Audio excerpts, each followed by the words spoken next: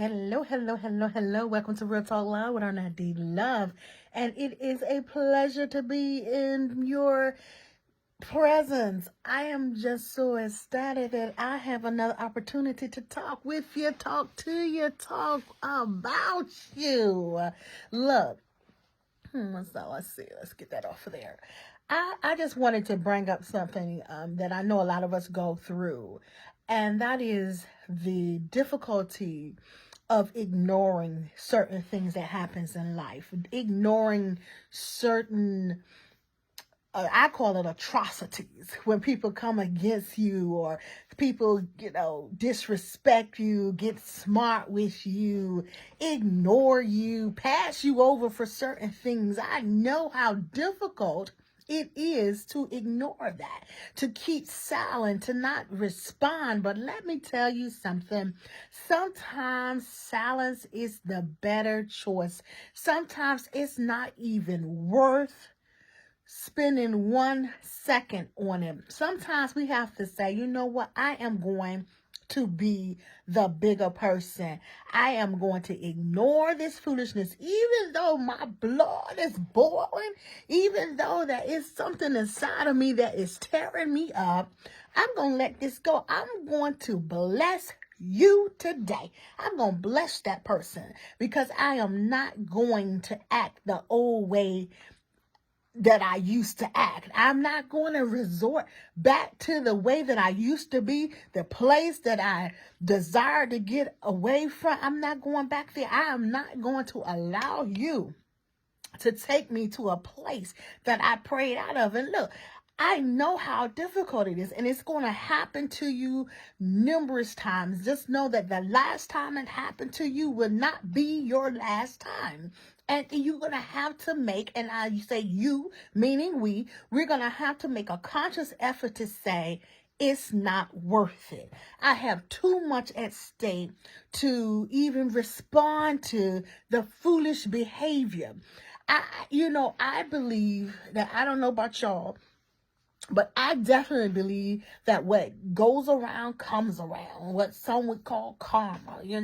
I definitely believe in that. I believe that when you mistreat people, you will be judged for that. I believe that you will receive some type of penalty for your treatment of people. I believe when you are unkind, I believe that I don't have to be the one that punish you for being unkind to me. I don't have to do that. I believe that it's going to come back to you when you least expect it. And let me explain something to you, my friends, my lovelies. It may not necessarily come back to you in the way that you gave it. It's possible that it can come back as far as something that you desired and you don't get. You might have been looking for a promotion. You might have been looking for something to go through, maybe a house or something like that. And your behavior towards others, your disrespect towards others, could be the reason why you don't get that blessing. And I know it might sound far-fetched, but I'm telling you, it's going to come in different ways. That's why it's not necessary for us to get out of character. It's not necessary for us to try to be the one that punishes the offender. We have to learn to let it go, and it's easier said than done. We have to teach our kids to let it go. And I believe that maybe if we can teach our children to let it go, especially when they're young, we can reduce some of this crime and this violence that's happening. I don't know, just like you don't know where we went wrong. Or what we can do to tackle all of this that's going on in our city and in the world, all this killing our babies. I don't know where to begin. But I do know if we start teaching our children while they're young to let certain things go, don't dwell on it, don't concentrate on it, learn to forgive early. It's because we have to teach that. We need to teach that. Because if not, you'd be a grown person just like me, holding on to grudges, holding on to stuff that should have been left behind years ago. And it took me a long time to realize that, hey, you are wasting away, holding on to stuff that you cannot even remember the origin. And so we need to teach our babies, let that stuff go right there. Leave it alone. Don't dwell on it. Keep moving. And so, and the same thing when when somebody offend you, let them go. Yeah, it's going to be a lot of times where people are going to do things to you and they are not even going to apologize. There are some people that are just so proud that don't want to admit that they were wrong. Why not say, it was my error. I apologize. Let me correct this. Nope, you got some people that just act like they were right. Don't want to correct it. Don't want to say you're sorry. But see, we have to learn to forgive them as well. We have to learn to move on from that as well. We have to just accept the fact that this person is not going to admit to any wrongdoing. And I'm okay with that. That's what we have to do. And we have to teach that to our children. This person is not going to admit to any wrongdoing. And you have to be okay with that, my son or my daughter, my grandchild. You have to be okay with that. And you have to move on, because if you don't, there may be some consequences for the actions that you have, and the consequences may not be favorable to you. Sometimes we have to sit back and ask ourselves, if I do this, what are the possible responses? What are my possible consequences if I go off on this person because they got smart with me and I slap them? What is the consequence that I could possibly receive? And so then you say, well, is it worth me getting a case number? Is it worth me having to get an attorney? Is it worth me having to take off from work to go to court because I slapped somebody that got disrespectful? If it's worth me to do that. Now, if you feel that it's worth your time and your money and your efforts, so may it be. But for me, it's not worth it because somebody got out of line with their mouth. It's not worth it to me. It's not worth me spending thousands of dollars trying to get representation. It's not worth me having to get up to get to court early in the morning when I know I like to sleep in. It's not worth it. It's not worth me putting my hands on people and being known as that person that has an anger management problem. And, that's not worth it for me. So when I'm in that situation, I have learned to weigh the consequences. The person gets smart and disrespectful. I say what I'm going to say, not in an argumentative manner either. I just say what I'm going to say and I go ahead on about my business. Now, if the person decides to turn around and get aggressive, that's a whole different baby. Because I'm never going to tell anybody not to defend themselves. You have that right. But what I'm saying is, no need to stir up wrath. Soft-spoken words. Be to the point. Don't be argumentative. Say what you're going to say and say it in a soft-spoken tone. A soft-spoken tone. And let that thing go. And let something else critique that person. What you call it, when you realize that, hey, conviction. Let something else convict that person. That's what I'm trying to say. Because conviction comes in many ways. I'm telling you. And you may not have the opportunity to see that person get convicted. Don't worry about it. Pray for them. Because I say pray for them because I don't want any harm to come to anybody. And I don't want anybody to suffer. Isn't that something? You may treat me bad. You may come against me some kind of terribly. But I don't want you to suffer in my name. I don't want you to suffer because you have been that person that wronged me. I don't want you to suffer. And that is why I pray for you. I pray for my enemies. I pray for those who have offended me, who came against me. And I pray that whatever your karma is, had a smack like I'm back in the day, whatever your karma may be, that it be lenient, with leniency, that it does not take you away from here, that you're able to learn your lesson and be respectful and learn how to treat others, to love others, but not suffer. I had to get there. I had to get to that point because I still have friends today that be like, oh, I remember how they treated you and it wasn't fair. And I was like, that's okay. That's okay.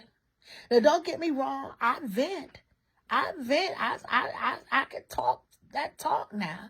But when it all comes to the end, my words are, that's okay. That's okay.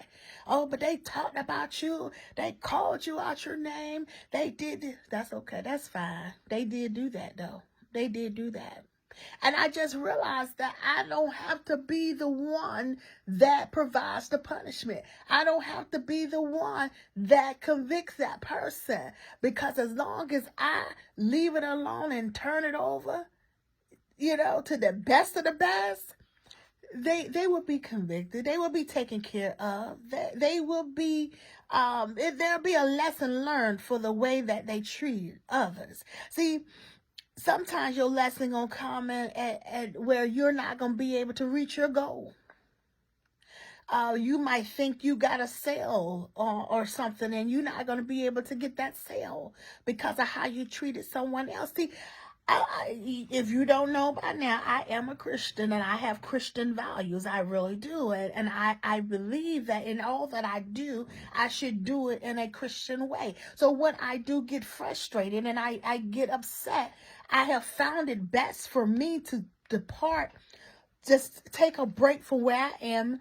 If I have to go into the restroom, I come into my office and I take some time and I do some woosahs and I breathe and I, pray and do some affirmations, and I learned today how to really do the breathing exercise that I thought was great. You breathing in all the good stuff, you breathing out all the bad stuff, you breathing in all the love, you breathing out all the hatred, you breathing in all the positivity, you breathing out all the negativity, you breathing in everything that you want inside of you that you desire, and you breathing out all of the mess that you want to get away from you. And so doing that exercise today really sparked something in me, because instead of me focusing on the bad things or the bad thing that just happened or just occurred in my life,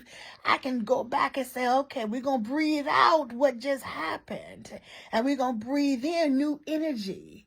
We're going to breathe out that evil, and we're going to breathe in that good. And I'm telling you, when you have some things that occur in that manner to you that are not good, practice that. And it takes your mind off of what just happened. It takes your mind off of what just happened. Sometimes people don't, they don't adhere to warnings. A lot of times I don't like to be bothered. I don't deal with anybody. I don't mess with anybody. And so my first thing is, please leave me alone. Get away from me. Please leave me alone. Get away from me. And then there are a lot of times when people will not leave you alone or get away from you.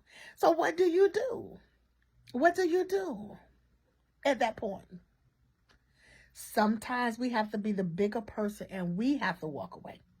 We have to get out of there, because we have to realize that the consequences that we may endure for being negative with this negativity has already been presented may not be good for us. We don't want those type of problems. So there's nothing weak about walking away. There's nothing weak about it. I've gotten to a point where I don't even care if people think I'm afraid. I don't care if people think I'm scared. I don't care. I really don't care, because I have to be afraid of my consequences. I have to be aware of my consequences. I have to ensure that I don't do anything that's going to lead me down a path that is more damaging than what I've just experienced. You know, words should be just words, but I know that they can be hurtful. But how do you deal with the hurt? I say you live to, how can I put it? You deal with the hurt to be able to live another day.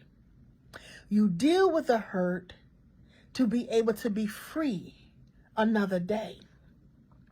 You deal with the hurt to be able to not be tied up in court. You deal with the hurt to not have to be tried by 12. You deal with the hurt to not have to stand before a judge. So what's the best way to deal with it? Be silent. Ignore it. Walk away. Speak softly. Don't incite an altercation.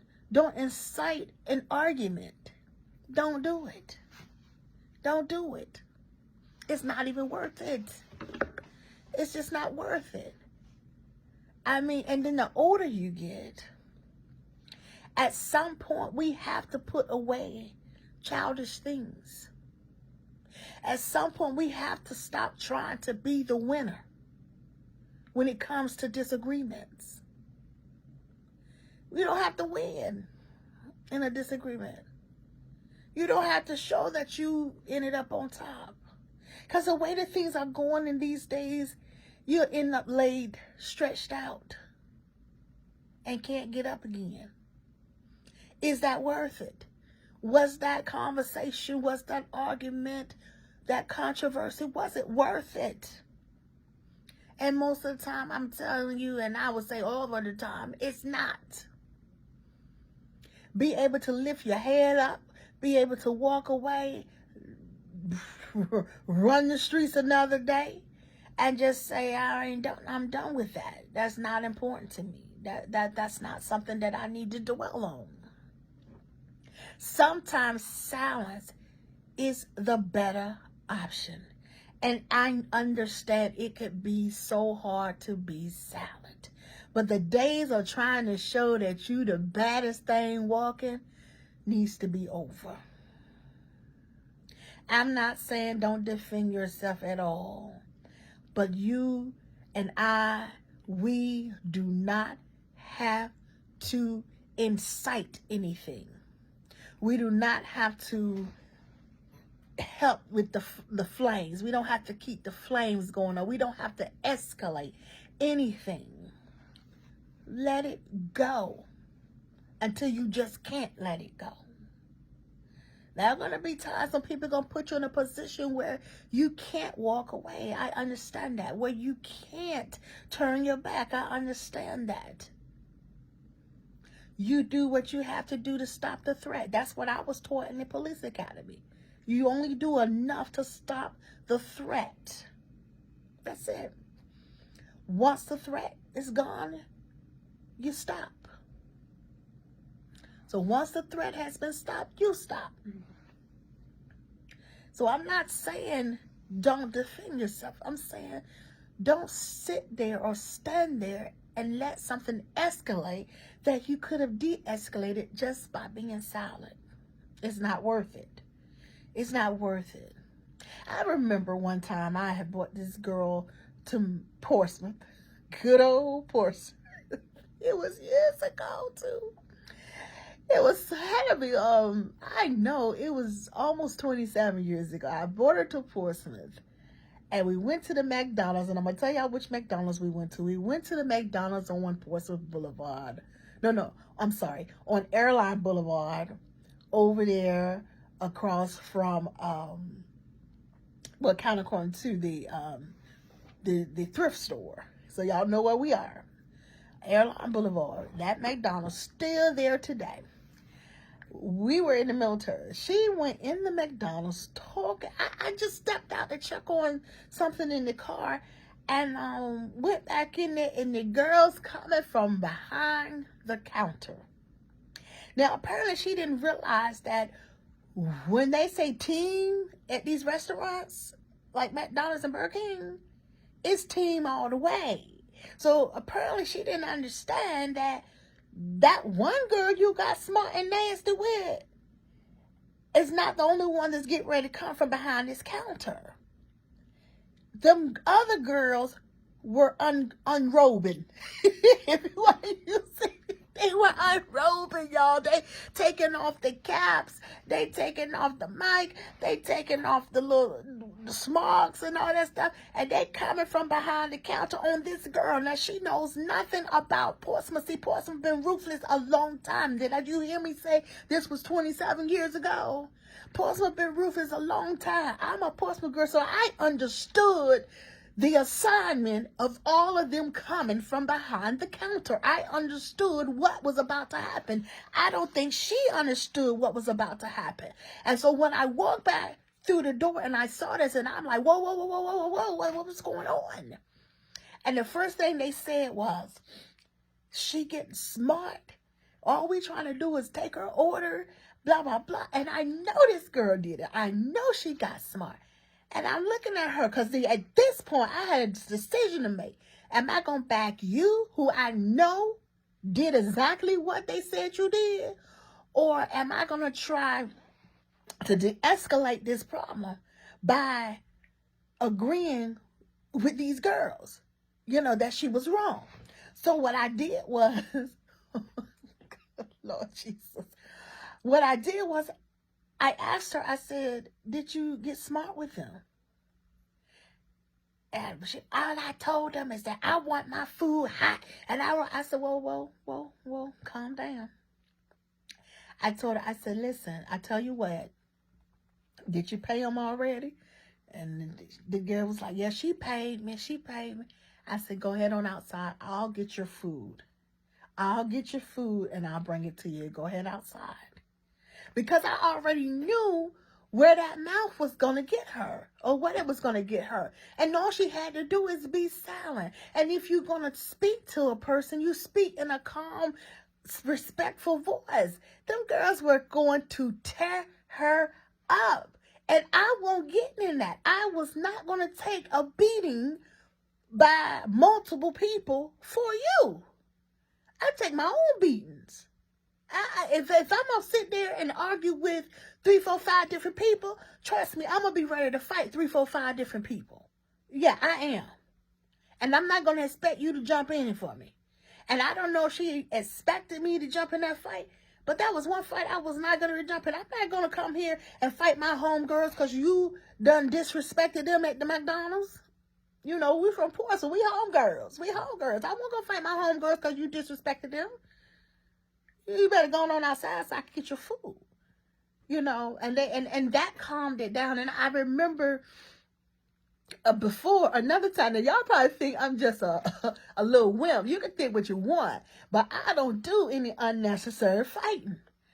If I'm a fight, it's because it's something that I stepped in, something that I talked up, something that I can't negotiate. I can't help. It's something that involves me. I'm not fighting for other people unless somehow it's no choice. I can see if my friend has gotten jumped, or I can see if my friend did nothing. But so what I guess I'm saying is, if you talk up a fight, be ready to fight. Don't be with me and talk up a fight. Because you're going to still need to be ready to fight. If I'm telling you, hey, let it go, you need to let it go. Because you're in the wrong. And I'm not getting ready to get a case because you're in the wrong. If I say let it go, let's go on do what we're doing. Let it go. Soft-spoken words turns away wrath. But evil words stirs up anger. And if you're sitting there going back and forth with evil words, you don't want my help. You don't want my help. That means you can handle this yourself. Don't put me in no fights. Don't do it. Because I'll be the one downtown needing a lawyer with a case because I done something crazy. Not me. And so I went, so that's why don't call me a wimp. I use my head. I use my mind. Everything is not worth it. Some things are a non-factor. Some things are petty. Some things are, you need to go ahead on and pout about it a little bit, complain and vent, and then go on about your business. That's what some things are, okay? Some situations it doesn't cause for us to keep dwelling on it, going back and forth, arguing, and then possibly fighting. So I went to, was with a friend, and the friend was having trouble with her boyfriend, her man, fiance, whatever they want to call each other. And so we ended up in her former home that she shared with him, along with about 4 other women. Me and her, she and I, us, in the house with the current girlfriend and her 3 friends. She's showing her 3 friends her boyfriend's home. Okay? The 3 friends, all of them towered over the both of us. I've always been 64 inches. I've always been 5'3.5" my whole adult life. 64 inches. That's it. 5'3.5", and that half is pushing it, okay?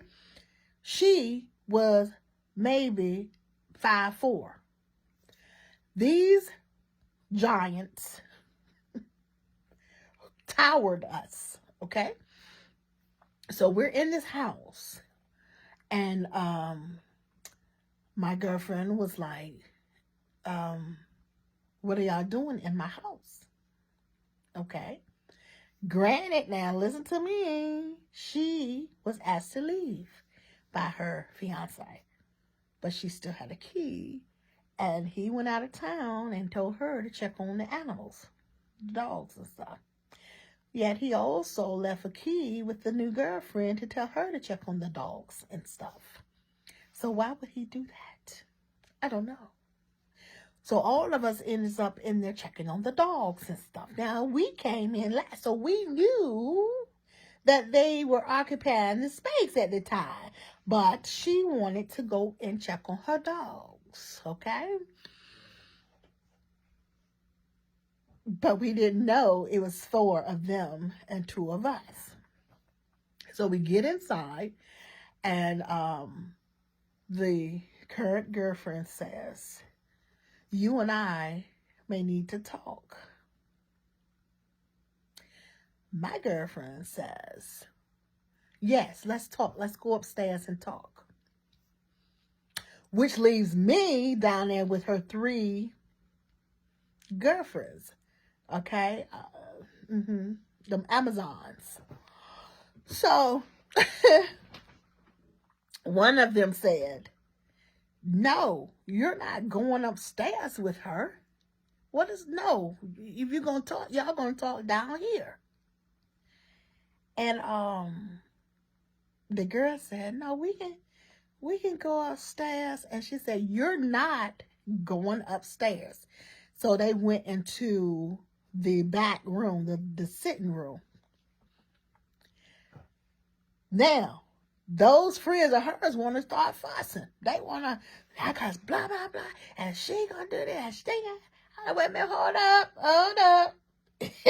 Y'all know I got to be. Blessed is the peacemaker, baby. Because I was like, wait a minute.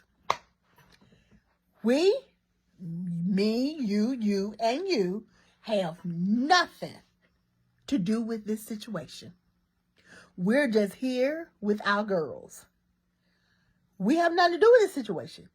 He knew that both of them had a key, and this is his business and theirs. Look, y'all, I was trying to put some knowledge down on them girls because I'm like, I can't handle all 3 of them. I could not handle all 3. No, there was no way I could handle all 3. Not all 3. Not all three. Okay. Maybe two, but that third one would have got me. Okay. So I had to do something. And so I let them know we had nothing to do with that. This is not our business. This is not our business. And then one of them was like, you know what, y'all, she right. She right. This ain't our business. We don't have nothing to do with what they got going on. He should have known better. And so, was I glad to hear that. And so what happened is they did talk. And I don't know what was said, but when my girlfriend and I left, she assured me that had that woman went upstairs with her, she would have locked her in that room and would have fought her. Which meant that I would have been fighting downstairs. Yep. Because I can almost guarantee you that those women would have jumped me because their girlfriend up there getting jumped. And so this is why I say I always catch my friends first and give them that little speech. Don't talk up, no butt whipping. Because you're going to take it on your own. Be classy with me. Don't talk trash if you're not ready to do something about it yourself. I don't need anybody talking up a fight for me. I don't need that. I can talk up my own fight. So don't be doing it because I'm one of you now. So I don't want you mad talking about you ain't helped me. I told you in the beginning, if you talk up a butt whipping, you gonna take that butt whipping, not me. And y'all can call me whatever you want to call me. You can call me not a good friend or not a ride or die, but a good friend would tell you to be quiet. A good friend would tell you to be leery of the things that you say. Be mindful of your surroundings. A good friend would tell you it's not worth your time, your money, or your health, or your life to be talking trash to certain people. That's what a good friend would do. A good friend would tell you to be silent, cut it, leave it alone. That's what a good friend would do so that you can walk this earth another day. That's what a good friend would do. Don't mistake a good friend that's going to stand by you and fight and possibly all of y'all get hurt. Don't, I mean, you can call it what you want to, but for me, a better friend would keep me from having to fight. That's a friend to me. A better friend would be able to negotiate, talk these aggressors down, and let them know that it ain't worth it for me or them. Look at it that way. That's what a better friend would do. Sometimes, lovelies, silence is the better choice. Sometimes silence is the better choice. Believe me when I tell you, our times have changed and still changing. Our bodies are changing, especially with age. The things that you used to be able to do when you were young, you may not be able to do it in that prime condition anymore. Let me tell you this real quick. Before I had my son, y'all know I was a deputy sheriff and I started off in Georgia. In Georgia, when the inmates would tell you that they're going to fight you, they would fight you. See, when I came to Portsmouth and Chesapeake, no, they might threaten you or stuff, but they ain't did nothing. They ain't making no moves. In Georgia, if they tell you that they're going to fight you, they will fight you. I fought just about every day for the first few months that I started working. And then we had, twice a week, we were fighting from that time on till I left that department. But it was always somebody trying me. And what happened was, I was a fighter. I'm a P-Town girl. I was a fighter. So all it took was a couple of good fights so that, that was consistent. Then they realized that, oh, Miss McSwain you don't want to mess with her. That's not the one you want to mess with. Because you don't know how it's going to end. And she fights back. And so that was the the hype about me as a deputy sheriff, that I could go, that I could fight. I mean, I've heard them tell the girl, they come in, they want to be bad with the CO, or, and I've heard the inmates tell them, not that one. I've heard them. And so when I got pregnant, and after I had my baby, because I used to be able to take people down within seconds. So after I had my son, my last son, I was slow with it. I couldn't grab you and put you down on the ground like I used to. I'm struggling. I had to grab the girl up. I'm struggling. I didn't realize that my strength had went when I had that baby. Okay? And that's just like with our age. The older you get, the more strength you lose if you're not constantly working out. So you don't know what you're going to do. If you haven't been in a fight in years, I have been in a fight since I retired, a year before I retired. So 2014 was the last time I had a fight. 2014, so that's almost a good 10 years ago. So I don't know where I am as far as my abilities, my strength to grab up on somebody and put them down, get them on the ground. I don't know. And so this is the things we have to think of with age. You're talking about 10 years ago. I was 41. I was still good. But I'm 10 years later and with issues. So why would I talk up some stuff and I don't know how my body going to react? Yeah, I'd be mindful of these things. I don't know where my body going to be at. My mind is telling me yes, but my body is telling me no. And I don't know what's going to happen when I put hands on somebody and they put hands back on me. So why am I going to take that chance? Unless I just have to. If I'm forced, I'm put in that position where I have to defend myself. Other than that, let's de-escalate. Let's watch what we say, how we say it. Be kind to these people. Now these young people have very little respect for older people. Okay, so listen. These young boys slapping the heck out of these old men. I'm just going to sit down and tell you. They're not playing. They're not showing any respect. They're knocking them out. Off guard. They off guard. Them old man ain't thinking that they're going to knock you out. They knocking you out. Now, it's some old men, baby. And you better not try. When I tell y'all, let me tell y'all one more story. One more story about watching your doggone mouth. Let me tell you one more story. I was in the Walmart. I had to go to the Walmart and get some sodas and stuff for my office. I'm in the Walmart, and I hear the man say, "You gonna walk up on me? You gonna walk up on me? What you gonna do? Come on, you walk up on me." I look down and I see a veteran. He has on the veteran coat. He has on the patches, the the unit patches. Older guy. Did you not see his coat before you walked up on him?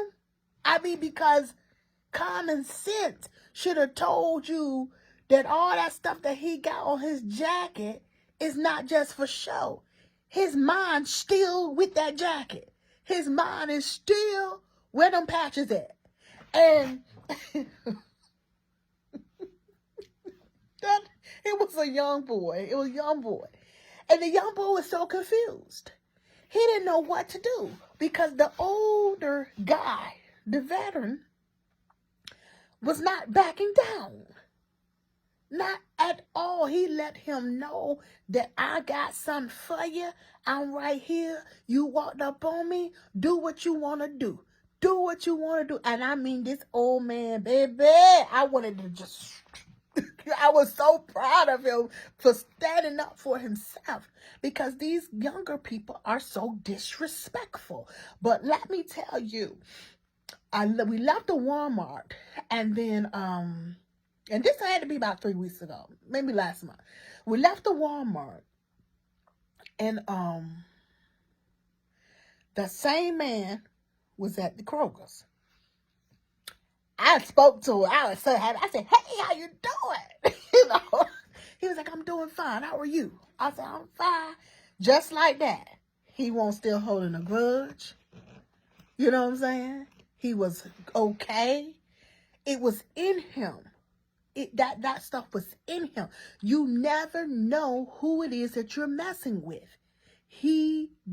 You don't mess with him, he's not going to mess with you. But when you mess with him, you better be ready for WAR, because I saw that man. I looked him in the eyes, and that man was going to war. He was in combat mode with that young boy.